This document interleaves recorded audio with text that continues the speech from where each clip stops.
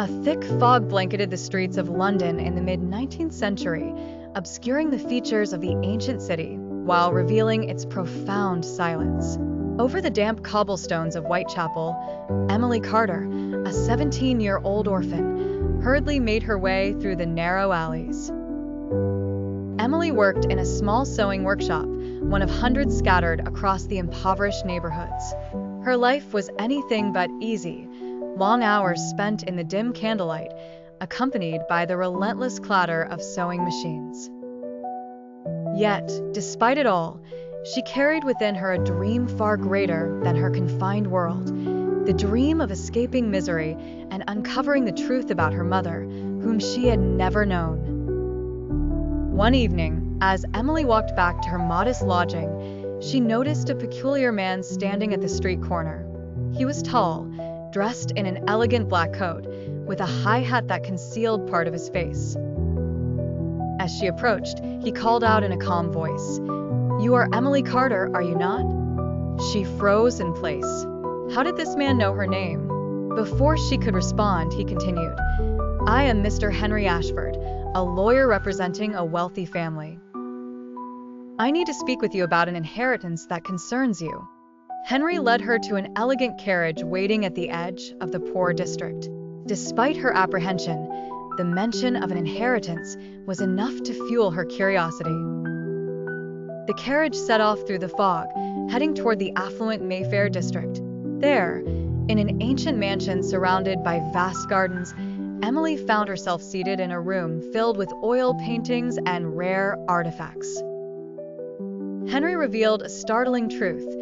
Her mother was not a mere pauper, as Emily had always believed, but the late Lady Elizabeth Middleton, heir to an aristocratic family.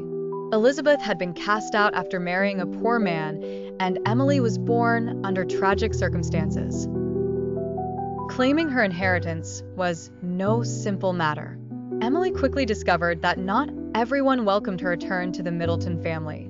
Her aunt, Lady Margaret, a domineering woman, feared losing her influence and wealth if Emily was acknowledged as a rightful heir. The situation turned darker when Emily became the target of secret plots against her. She faced poisoning attempts and anonymous threats, yet her determination remained unshaken. In the midst of this turmoil, an unexpected ally entered her life: Edward Cavendish, a private investigator working for Mr. Henry. Edward was a sharp-witted young man with scars from a mysterious past.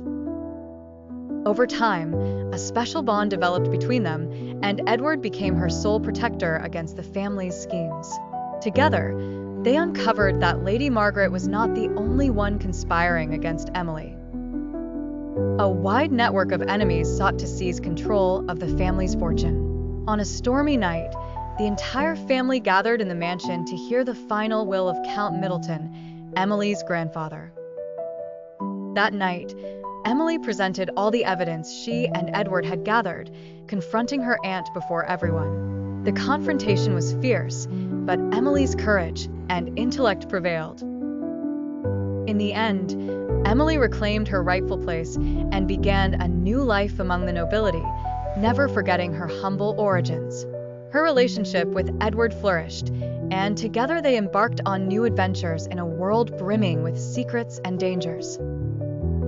Emily Carter became a symbol of a young woman who defied the boundaries of her era, proving that courage and dreams can reshape even the most powerful and established legacies.